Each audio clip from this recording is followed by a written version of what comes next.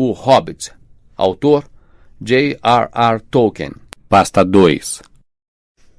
Capítulo 2. Carneiro assado. Bilbo se pôs em pé de um salto e, vestindo o roupão, foi para a sala de jantar. Ali não viu ninguém, mas apenas os vestígios de um desejum farto e apressado. Havia uma bagunça horripilante na sala e pilhas de louça suja na cozinha. Quase todas as panelas e vasilhas pareciam ter sido usadas. Lavar a louça foi tão desanimadoramente real que Bilbo foi forçado a acreditar que a festa da noite anterior não tinha sido parte de seus pesadelos, como gostaria de crer.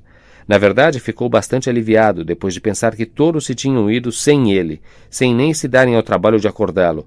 Mas, sem nenhum muito obrigado, pensou. Mesmo assim, de certa forma, não pôde evitar sentir-se ligeiramente desapontado. A sensação o surpreendeu. Não seja tolo, Bilbo Bolseiro, disse para si mesmo, pensando em dragões e toda essa besteira estapafúrdia na sua idade. Colocou então o avental, acendeu o fogo, ferveu a água e lavou a louça. Depois, fez um pequeno e agradável desejum na cozinha antes de arrumar a sala de jantar. Nessa hora o sol estava brilhando, a porta da frente estava aberta, deixando entrar uma brisa morna de primavera. Bilbo começou a assobiar alto e a esquecer-se da noite anterior. Na verdade, estava justamente se sentando para um segundo ligeiro e agradável desejum na sala de jantar, ao lado da janela aberta, quando eis que entrou Gandalf. "Meu querido companheiro", disse ele, "quando é que você vem? E aquela conversa sobre acordar cedo? E aqui está você fazendo o seu desejum, ou qualquer que seja o nome que dê a isso, às 10:30. Eles lhe deixaram um recado, porque não puderam esperar." "Que recado?" disse o pobre Bilbo Bolseiro, todo atrapalhado. "Grandes elefantes", disse Gandalf. "Você não parece o mesmo esta manhã. Nem tirou o pó do consolo da lareira?" "E o que isso tem a ver com o assunto? Tive muito o que fazer lavando a louça de 14 pessoas. Se tivesse tirado o pó do consolo da lareira, teria encontrado isto bem debaixo do relógio", disse Gandalf, entregando a Bilbo um bilhete, obviamente escrito em seu próprio papel de anotações.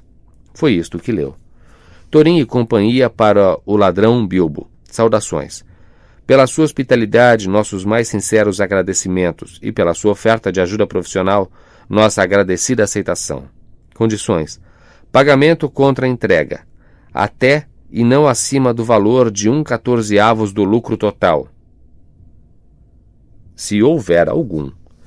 Todas as despesas de viagem garantidas em qualquer situação, despesas funerárias a serem custeadas por nós ou nossos representantes, se a ocasião se apresentar e se o assunto não se resolver de outra forma.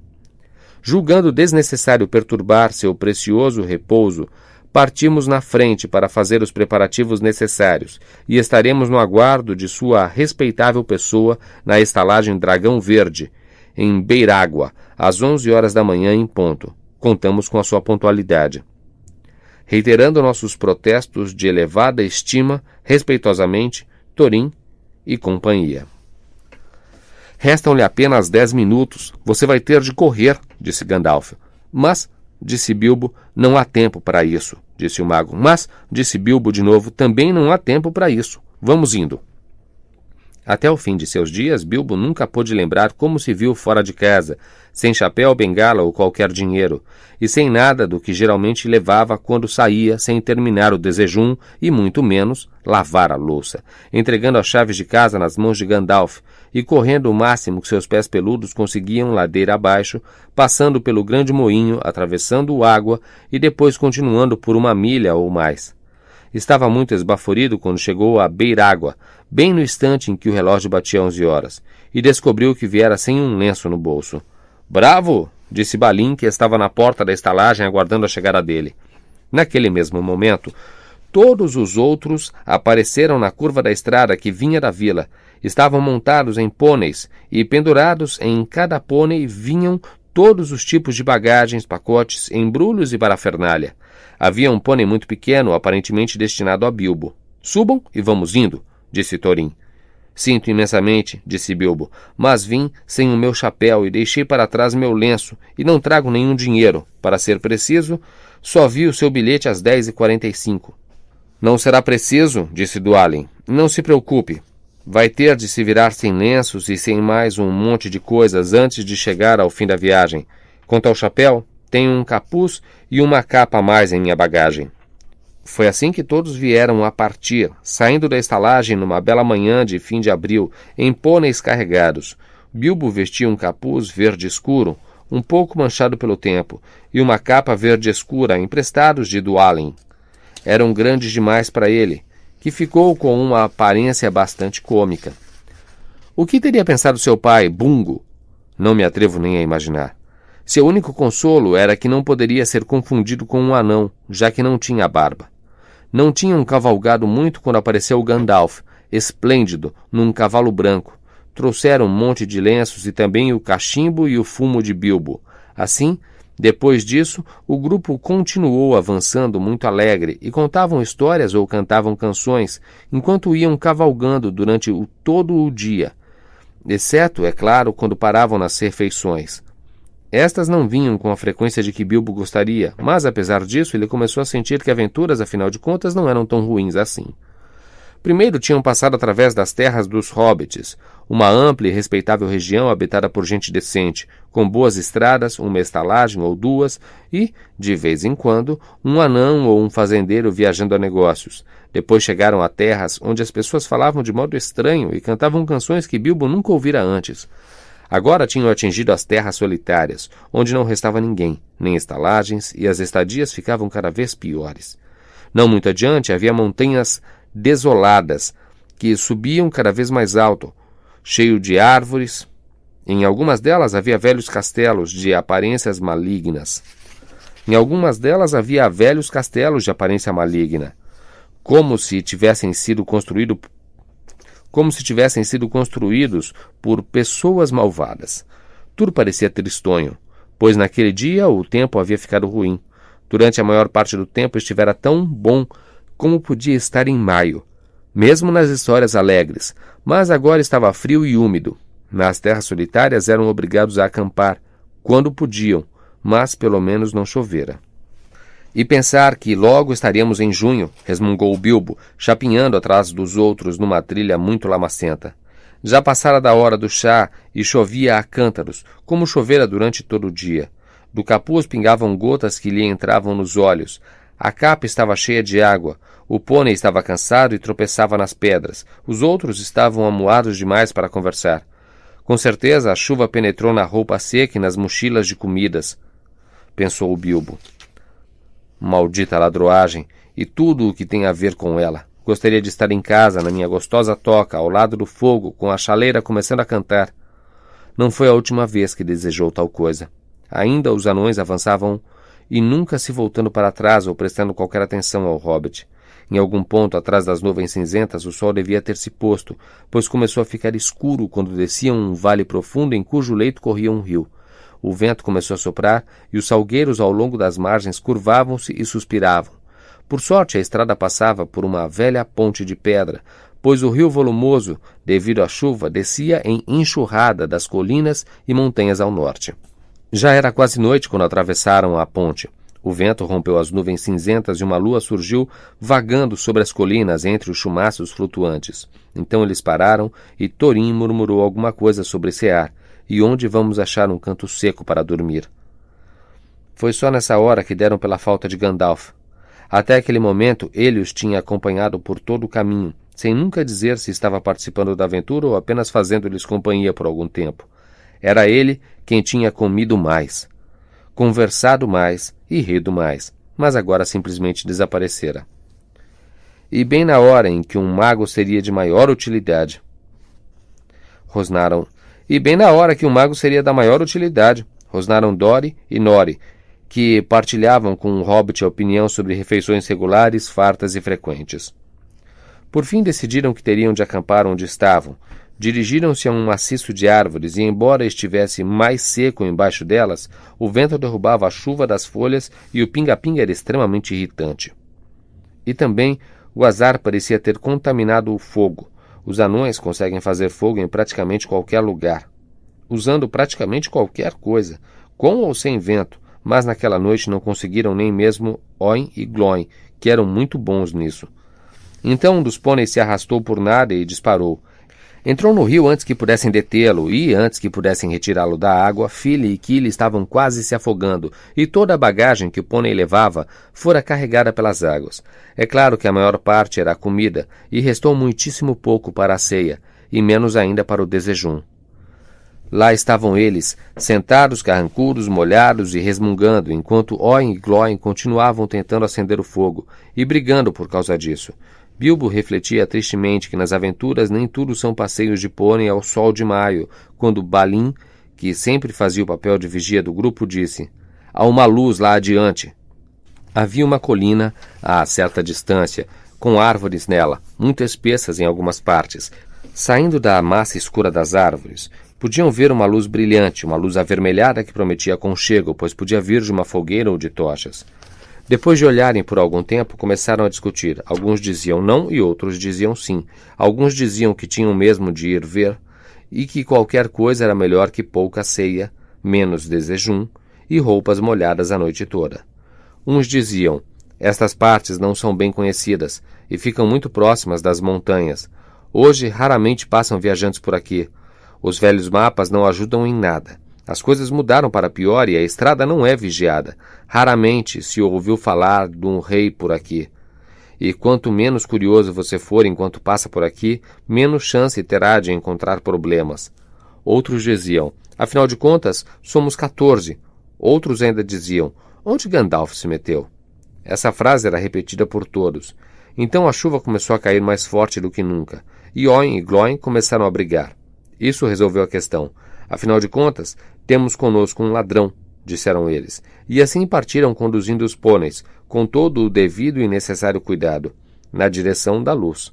Atingiram a colina e logo estavam na floresta.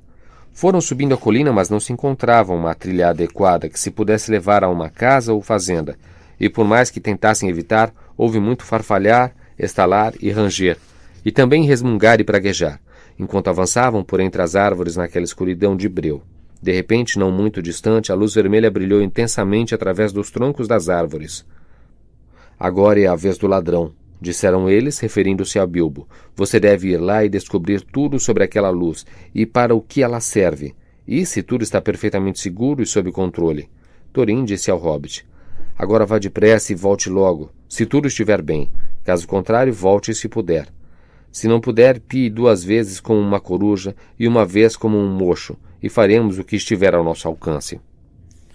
Bilbo teve de ir antes que pudesse explicar que podia piar como coruja tanto quanto podia voar como um morcego. Mas, de qualquer forma, os hobbits conseguem se movimentar em silêncio nas florestas, absolutamente em silêncio. Tem orgulho disso, e Bilbo jamais de uma vez, enquanto avançavam, torcer o nariz para o que ele chamava toda essa barulheira de anões. Embora eu ache que nem vocês, nem eu teríamos notado qualquer coisa naquela noite de vento, nem que toda a comitiva tivesse passado a 2 pés de distância. Quanto a Bilbo, caminhando com todo o cuidado na direção da luz, acho que nem mesmo uma doninha teria movido sequer um fio de bigode à sua passagem. Dessa forma, naturalmente, ele foi até a fogueira, pois era de fato uma fogueira, sem incomodar ninguém. E foi isto o que viu. 3 pessoas muito grandes, sentadas em volta de uma fogueira muito grande de troncos de faia.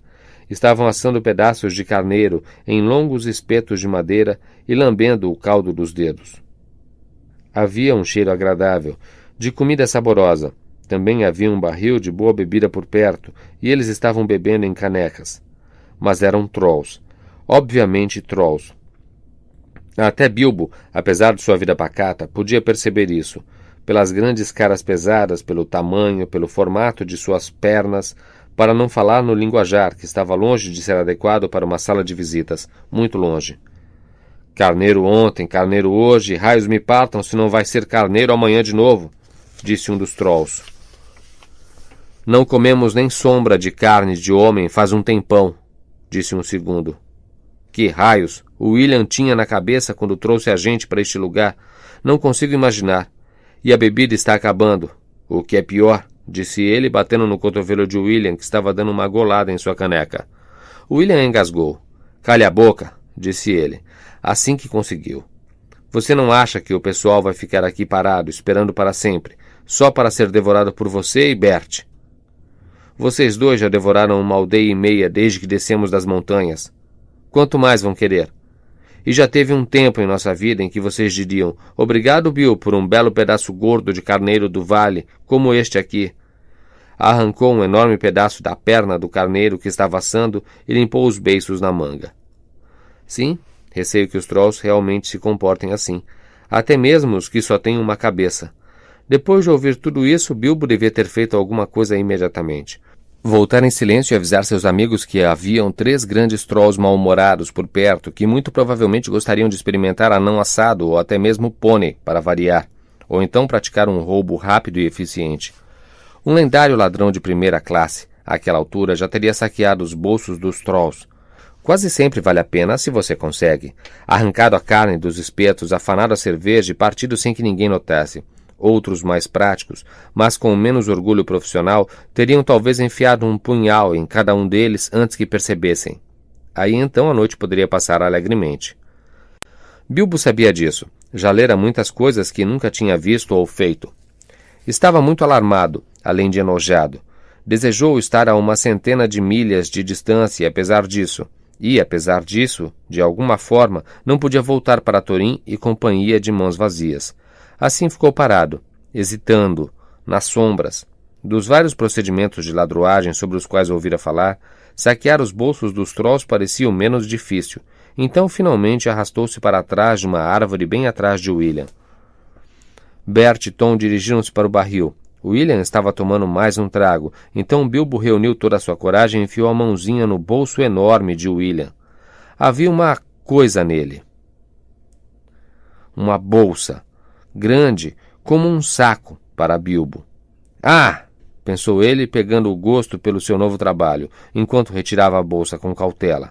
Isto é um grande começo. E foi. Bolsas de trolls são endiabradas, e esta não era exceção. Ei, quem é você?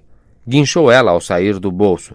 William virou-se imediatamente e agarrou Bilbo pelo pescoço, antes que este pudesse se esconder atrás da árvore. Caramba, Bert! Olha o que eu apanhei, disse William. O que é? Perguntaram os outros, aproximando-se. Não sei, não. O que é você? Bilbo Bolseiro, hobbit, disse o pobre Bilbo, todo tremendo e perguntando-se como poderia emitir sons de coruja antes que eles o enforcassem. Um ladre hobbit? Indagaram eles, um pouco assustados. Os trolls demoraram para entender as coisas e são muito desconfiados do que não conhecem. De qualquer maneira, o que um ladre hobbit tem a ver com meu bolso? Perguntou William. E não se cozinham eles? Perguntou Tom. A gente pode tentar, disse Bert, apanhando um espeto. Não ia render mais que um bocado, disse William, que já tivera uma boa ceia. Não quando estiver esfolado e desossado. Talvez tenha mais deles por aqui e podemos fazer uma torta, disse Bert. Ei, você tem mais do seu tipo espreitando por aqui nestas florestas, seu coelhinho sujo? Disse ele, olhando para os pés peludos do hobbit. Pegou-o pelos pés e o sacudiu. Sim, um monte, disse Bilbo, antes de lembrar que não devia entregar os amigos. Nenhum, disse logo em seguida. Que quer dizer? Disse Bert, segurando-o de cabeça para cima, pelos cabelos desta vez. O que estou dizendo, disse Bilbo ofegante. E por favor não me cozinhe? Bondosos senhores. Sou um bom cozinheiro e cozinho melhor do que sou cozinhado. Se entendem o que quero dizer. Vou cozinhar muito bem para os senhores, um perfeito desejum para os senhores. Basta que não me sirvam na ceia. Pobre coitado, disse William, que já tinha comido até não poder mais e tomando um monte de cerveja. Pobre coitado, deixe ele ir. Não até que ele diga o que quer dizer com um monte e nenhum, disse Bert. Não quero que me cortem a garganta enquanto durmo. Segure os pés dele no fogo até que fale. Não vou permitir, disse William. De qualquer jeito, quem pegou ele fui eu. Você é um grande idiota, William, disse Bert, como eu já falei hoje mesmo. E você é um palerma. E eu não vou aguentar isso de você, Bill Huggins, disse Bert, dando um soco no olho de William.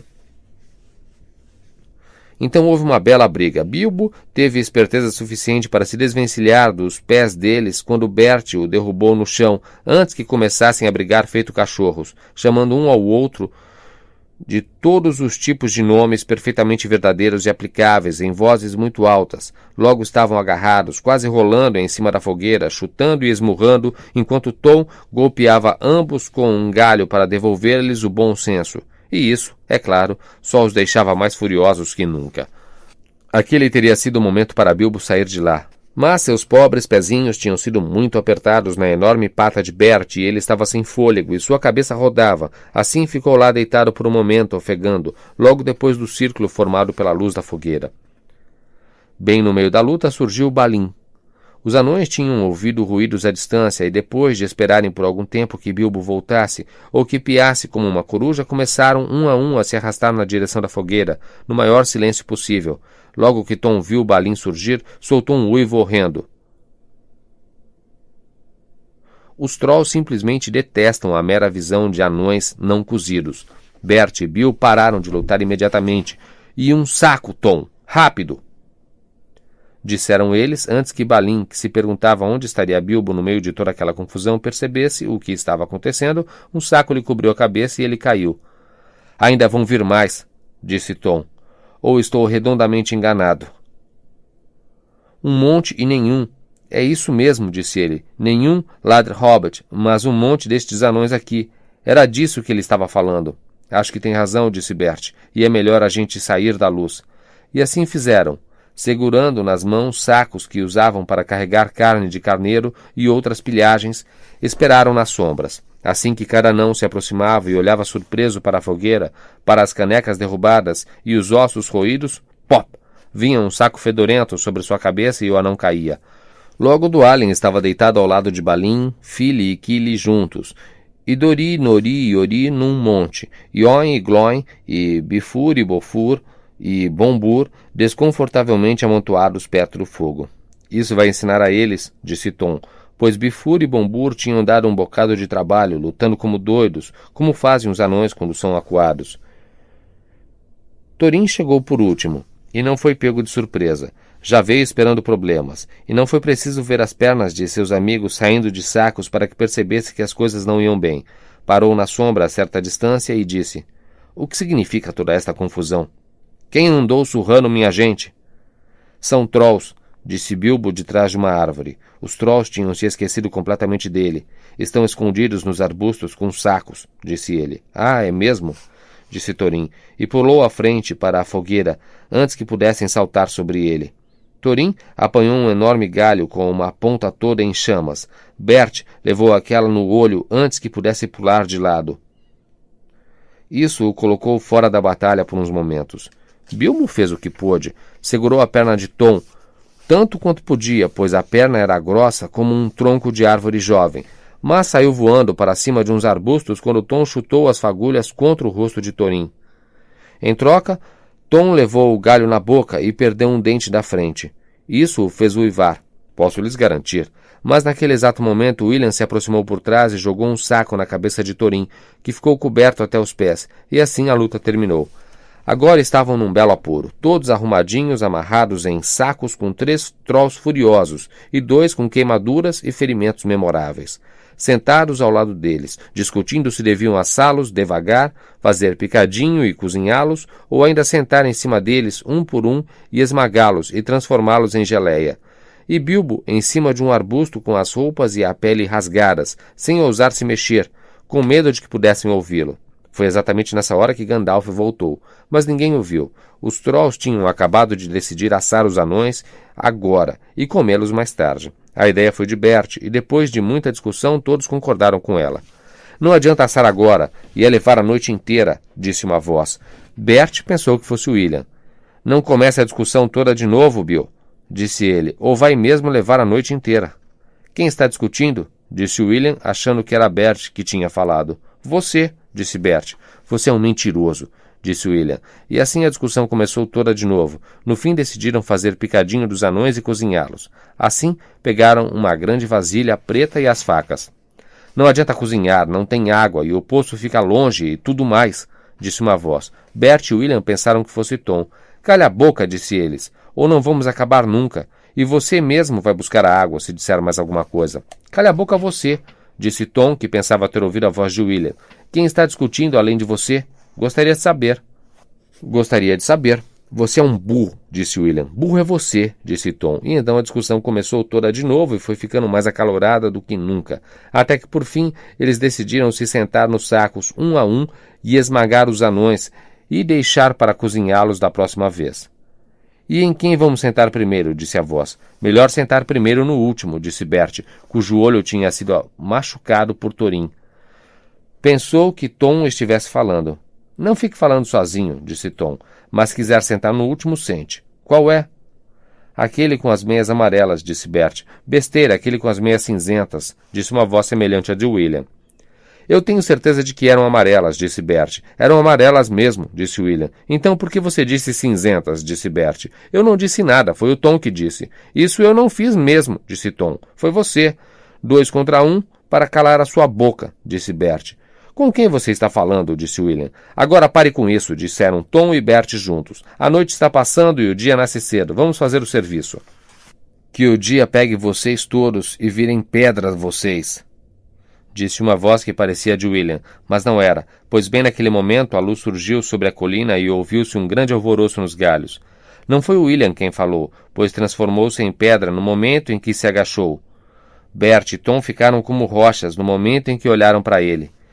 E lá estão eles até hoje, sozinhos, a não ser quando os pássaros os usam como puleiros, pois os trolls, como vocês provavelmente sabem, precisam entrar debaixo da terra antes que amanheça. Caso contrário, retornam ao material das montanhas de que são feitos e nunca mais conseguem se mexer. Foi isso que aconteceu com Bert, Tom e William. Excelente, disse Gandalf, enquanto saía de trás de uma árvore e ajudava Bilbo a descer de um espinheiro. Então Bilbo entendeu. Fora a voz do mago que mantivera os trolls discutindo e brigando, até que a luz chegou e acabou com eles. O próximo passo foi desamarrar os sacos e libertar os anões. Estavam quase sufocados e muito furiosos. Não tinham gostado nada de ficar ali jogados, ouvindo os trolls fazerem planos de assá-los e esmagá-los e fazer picadinho deles. Tiveram de ouvir o relato de Bilbo sobre o que lhe acontecera 2 vezes antes de ficarem satisfeitos. Que hora idiota para ficar praticando furtos e afanando bolsos, disse Bombur, quando o que queríamos era fogo e comida. Seja como for, é exatamente isso que vocês não iam conseguir desses camaradas sem lutar, disse Gandalf. Em todo caso, estão desperdiçando tempo agora. Não percebem que os trolls devem ter uma caverna, um buraco em algum lugar aqui por perto para se esconderem do sol? Precisamos olhar lá dentro. Procuraram e logo encontraram marcas das botas de pedra dos trolls. Distanciando-se por entre as árvores, seguiram as pegadas colina acima, até que, oculta pelos arbustos, encontraram uma grande porta de pedra, que dava acesso a uma caverna. Mas não conseguiram abri-la, embora empurrassem todos juntos e Gandalf tentasse vários encantamentos. Será que isso ajudaria? Perguntou Bilbo, quando todos estavam ficando cansados e furiosos.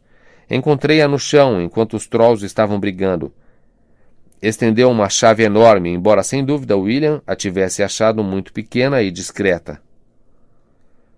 Devia ter caído do bolso dele por muita sorte antes que o troll fosse transformado em pedra. Por que raios não mencionou isso antes? Gritaram eles. Gandalf agarrou a chave e a encaixou no buraco da fechadura. Então, com um grande empurrão, a porta de pedra cedeu e todos entraram. Havia ossos no chão e um cheiro nauseabundo no ar. Mas havia uma boa quantidade de comida espalhada em prateleiras e no chão, em meio a uma confusão de objetos saqueados de todos os tipos, desde botões de latão até potes cheios de moedas de ouro num canto. Havia muitas roupas penduradas também, penduradas nas paredes, pequenas demais para trolls, receio que pertencessem a vítimas, e entre elas havia várias espadas de diferentes tipos, formatos e tamanhos. 2 belas bainhas e punhos adornados com pedras preciosas. Gandalf e Thorin ficaram com elas. Bilbo pegou uma faca com bainha de couro. Para um troll não passaria de uma faca de bolso, mas para o hobbit era tão boa como uma pequena espada. Estas lâminas parecem boas, disse o mago desembainhando-as até a metade e examinando-as curiosamente. Não foram feitas por nenhum troll, nem por nenhum ferreiro dos homens destas bandas e destes tempos, mas quando conseguimos ler as runas, saberemos mais sobre elas. Vamos sair deste cheiro horrível, disse Fili. Então eles levaram para fora os potes de moedas e a comida que não fora tocada e parecia boa para comer. Levaram também um barril de cerveja que ainda estava cheio. Naquela hora sentiam vontade de fazer um desejum e, famintos como estavam, não torceram o nariz diante do que conseguiram na despensa dos Trolls. As provisões que traziam eram muito escassas. Agora tinham pão e queijo e muita cerveja e toucinho para tostar nas brasas da fogueira. Depois disso dormiram, pois a noite fora conturbada e nada mais fizeram até tarde. Depois subiram com os pôneis e levaram os potes de ouro, enterrando-os num lugar bem escondido, não muito distante da trilha, perto do rio, lançando vários encantamentos sobre eles, pensando na possibilidade de conseguirem retornar e recuperá-los. Feito isso, todos montaram mais uma vez e foram avançando pela trilha na direção do leste. "Onde você foi, se me permite perguntar?" disse Thorin a Gandalf enquanto os dois cavalgavam. "Fui olhar à frente", disse ele. "E o que o trouxe de volta bem na hora?" "O olhar para trás", disse ele. "Exatamente", disse Thorin. "Mas você poderia ser mais claro?" "Eu avancei para espionar nossa estrada, logo ela ficará perigosa e difícil. E também eu estava preocupado em reabastecer nosso pequeno estoque de provisões. Não tinha ido muito longe, porém, quando encontrei alguns amigos de Valfenda." "Onde fica isso?" perguntou Bilbo. "Não interrompa", disse Gandalf. "Você chegará lá daqui a alguns dias, se tivermos sorte, e então descobrirá tudo sobre Valfenda. Como estava dizendo, eu encontrei 2 pessoas do povo de Elrond. Estavam correndo de medo dos Trolls. Foram eles que me disseram que 3 deles tinham descido das montanhas e se fixado na floresta, não muito longe da estrada. Tinham afugentado todo mundo do distrito e emboscavam forasteiros. Tive imediatamente uma sensação de que deveria voltar. Olhando para trás, vi uma fogueira ao longe e corri até ela. O resto vocês já sabem. Por favor, sejam mais cautelosos da próxima vez, ou nunca chegaremos a lugar nenhum." "Obrigado", disse Thorin.